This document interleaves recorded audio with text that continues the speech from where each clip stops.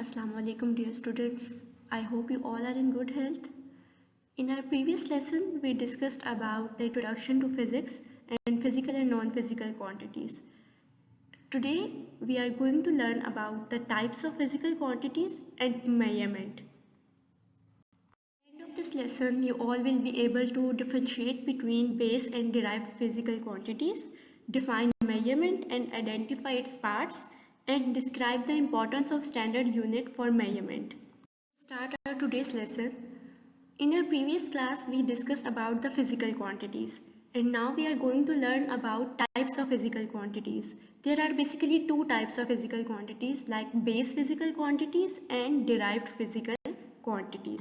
One of the type of physical quantity is the base physical quantity. These are basically the foundation for the other physical quantities. क्यों? जैसे हम एक building बनाते हैं और हम एक केक बनाते हैं, उसकी हम एक बेस बनाते हैं, तो इसी तरह फिजिकल क्वांटिटीज़ में भी हमारे पास एक बेस है जिसको हम बेस फिजिकल क्वांटिटीज़ का नेम देते हैं। यानी बाकी जो उसके ऊपर बिल्डिंग है, बाकी जो उसके ऊपर स्टफ है, वो सारे का सारा जो है वो बेस फिजिकल क्वांटिटीज़ पे डिपेंड कर रहा है। And we have 7 base quantities basically. हम कहते हैं कि बाकी जो क्वांटिटीज़ हैं वो इन्हीं बेस क्वांटिटीज़ को यूज़ करके बनती हैं। For example we have length, mass, time, temperature, electric current, intensity of light and amount of substance. These are 7 base quantities. Length और मैस हम कहते हैं अमाउंट ऑफ स्टफ को, इलेक्ट्रिक करंट जो है वो हमारे पास फ्लो ऑफ चार्ज है, इंटेंसिटी ऑफ लाइट जो है वो हमारे पास ब्राइटनेस ऑफ लाइट है बेसिकली, और अमाउंट ऑफ सब्सटेंस जो है ये हमारे पास सब एटॉमिक पार्टिकल्स या जो एटम्स हैं उनका जो मैस हम मेजर करते हैं उसको हम अमाउंट ऑफ सब्सटेंस में जो है मेजर करते हैं। तो बेसिकली जो क्वांटिटी की टर्म यूज़ की जाती है इन सब एटॉमिक पार्टिकल्स के लिए उनको हम अमाउंट ऑफ सब्सटेंस कहते हैं।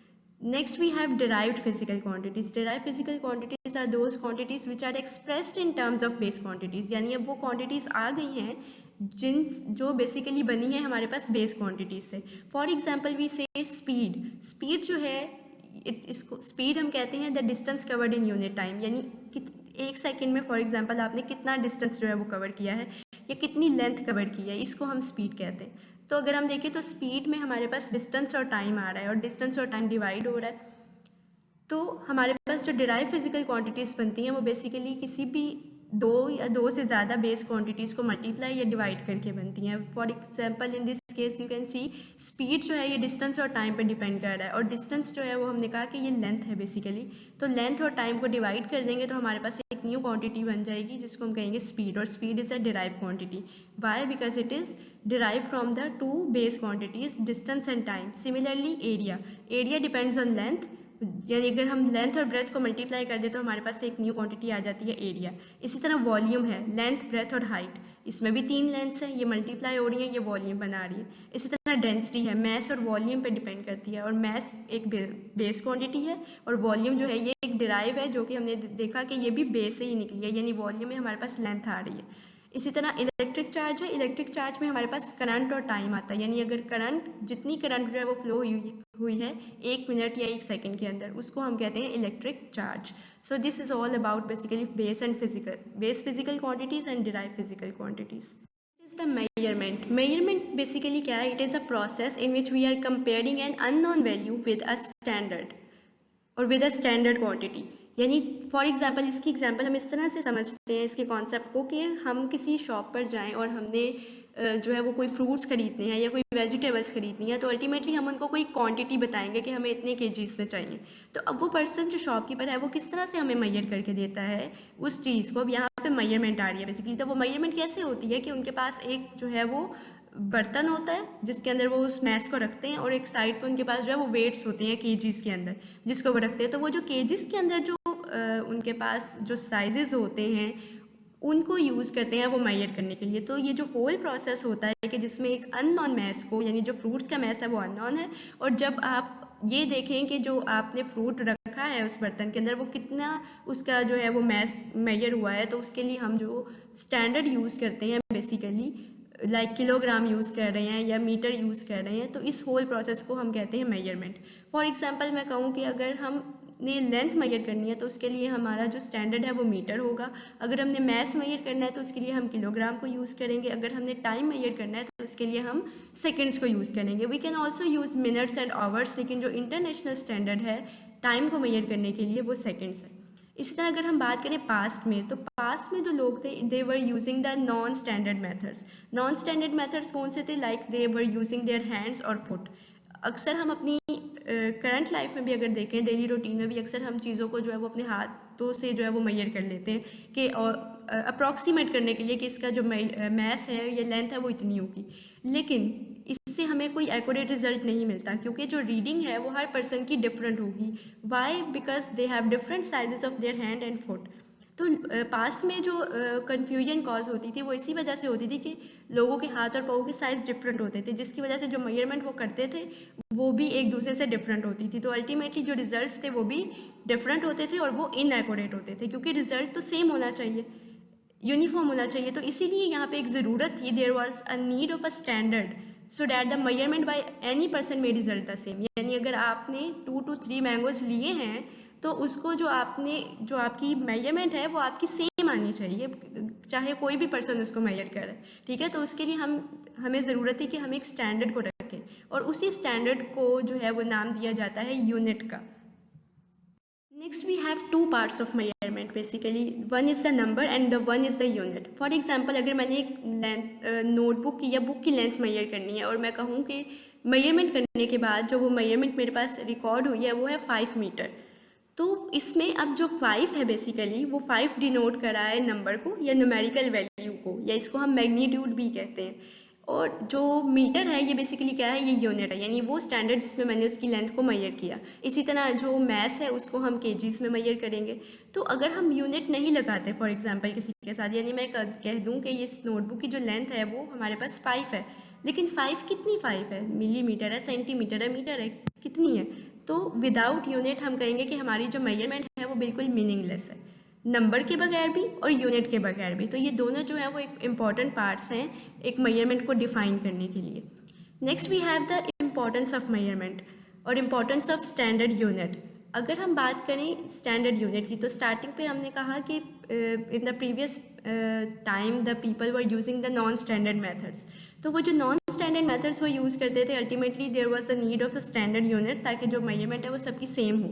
तो स्टार्टिंग पे ये था कि हर कंट्री के पास उसका अपना सिस्टम था, लेकिन अगर हम देखें तो हमारे पास जो है वो इससे लैंग्वेज बैरियर आ रहा था। यानी एक कंट्री के अगर साइंटिस्ट ने अपनी जो इन्फॉर्मेशन है वो रखनी है या पब्लिश करनी है या किसी दूसरे के साथ ट्रेडिंग करनी है, शेयर करनी है अपनी इन्फॉर्मेशन, तो अल्टीमेटली उन्हें उस कंट्री की, जिस कंट्री के साथ उन्होंने ट्रेडिंग करनी है या अपनी इन्फॉर्मेशन शेयर करनी है, उनकी भी जो लैंग्वेज है उसको अंडरस्टैंड करना ज़रूरी था। तो इस तरह से एक पर्सन के लिए इतनी सारी लैंग्वेजेस जो हैं उनको याद रखना बहुत मुश्किल था।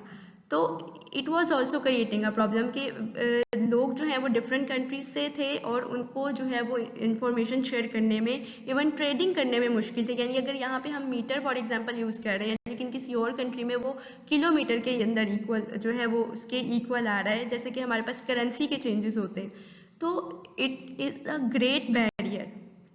और इसी बैरियर को ओवरकम करने के लिए एक international system of measurement adopt किया गया, जिसको हम SI के नेम से जानते हैं। SI यानी कि इंटरनेशनल सिस्टम ऑफ यूनिट। और ये जो सिस्टम है ये क्या बताता है कि जो भी स्टैंडर्ड यूज़ किए जा रहे हैं किसी भी मेजरमेंट के लिए, लाइक फॉर एग्जांपल अगर लेंथ मेजर करनी है तो उसके लिए जो स्टैंडर्ड यूज़ होगा वो मीटर ही होगा। और ये मीटर, अगर मैं यहाँ पे 5 मीटर की बात कर रही हूँ, तो अगर कोई पर्सन फ्रांस में है या अमेरिका में है या किसी और भी कंट्री में है तो उनको भी यही समझ आएगी कि ये जो मीटर है ये इसका मतलब ये है कि ये लेंथ मेजर की गई है। तो बेसिकली एक स्टैंडर्ड जो है वो सेटअप किया गया वर्ल्ड वाइड, ताकि जो ट्रेडिंग है, जो भी इंफॉर्मेशन की शेयरिंग है वो स्मूथ हो सके। So it was all about the importance of standard unit. We have exercise short questions related to this topic and the first question is what is measurement? आप ये एक्सरसाइज का जो second short question है वो है what is measurement, name it's 2 parts. जैसा कि अभी हमने डिफाइन किया है कि मेजरमेंट क्या है, it is a process of comparison of an unknown quantity with a widely accepted standard quantity. और इसके पार्ट्स भी अभी हमने डिस्कस किए कि ये 2 पार्ट्स होते हैं, एक नंबर और एक यूनिट। लाइक 10 मीटर्स है तो इसमें 10 जो है वो न्यूमेरिकल वैल्यू है और मीटर जो है वो यूनिट है। इसी तरह नेक्स्ट जो थर्ड क्वेश्चन है वो है why do we need a standard unit for measurement, and we have discussed it कि प्रीवियस टाइम्स में जो लोग थे वो नॉन स्टैंडर्ड मेथड्स को यूज़ करते थे और ये जो मेजरमेंट थी वो कन्फ्यूजन कॉज करती थी क्योंकि रिजल्ट सबके डिफरेंट होते थे। तो there was a need to avoid such confusion और उस नीड के तहत जो है वो एक स्टैंडर्ड सेट किया गया था मेजरमेंट के लिए। Next the fourth question is right the names of 3 base quantities and 3 derive quantities, यानी कि यहाँ पे आपने एग्जांपल्स देनी है कोई सी भी 3 बेस क्वांटिटीज़ और कोई सी भी 3 डिराइव क्वांटिटीज़ की। बेस क्वांटिटीज़ हमने कहा कि 7 होती हैं, उनमें से कोई सी भी 3 की एग्जांपल्स आप दे सकते हैं। इसी तरह डिराइव फिजिकल क्वांटिटीज़ हैं, उनकी भी हमने एग्जांपल्स डिस्कस की, तो उनमें से भी किसी भी 3 की एग्जांपल्स जो लिखी हुई हैं इनके अलावा भी आप एग्जांपल्स यूज़ कर सकते हैं। The next is the exercise constructed response question, question number 7. Why a standard unit is needed to measure a quantity correctly? अब यहाँ पे जो स्टैंडर्ड यूनिट है इसकी इंपॉर्टेंस बतानी है बेसिकली, जो कि अभी हमने डिस्कस की कि इसकी नीड क्यों हुई थी, क्योंकि डिफरेंट पीपल का साइज़ जो है वो डिफरेंट था। तो अगर हम एक स्टैंडर्ड सेट कर देंगे तो चाहे किसी भी पर्सन का जो भी साइज़ हो, ये जो स्टैंडर्ड है ये बेसिकली इंश्योर करता है uniform measurement from by all persons and accurate measurement. So basically, in order to measure or in order to take the accurate measurements or correct result, we have to use a standard. So it is all about the need of standard unit, and it is all about our today's lesson. I hope there will be no confusion at all. Home task, you all have to learn this topic and you have to write down all these questions that we have discussed in today's class. Means जितने भी questions हमने discuss किए हैं, short question number 2, 3, 4 and also from the one in the previous lesson and from constructed response question number 7, you have to write it in your neat notebooks and you have to learn this topic. And if you find any confusion in any concept, please feel free to ask me. I will guide it to you. Thank you students. Have a nice day. Allah Hafiz.